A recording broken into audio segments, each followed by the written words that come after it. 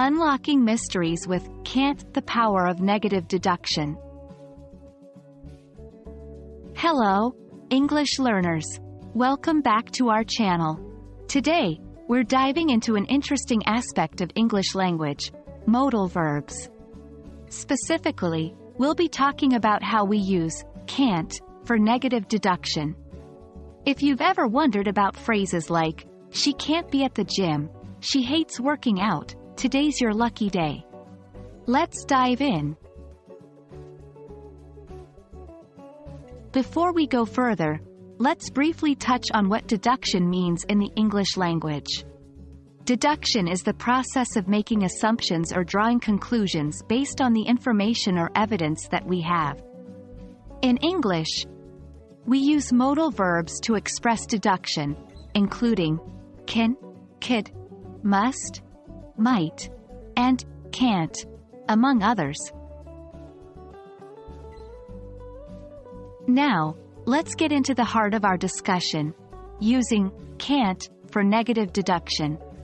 We use can't to say that we believe something is impossible or highly unlikely based on the information we have. For example, if it's bright and sunny outside, you might say, it can't be raining, because the evidence, clear skies, sunshine, suggests that rain is highly unlikely. Understanding theory is great, but we know that practical examples really make things clear.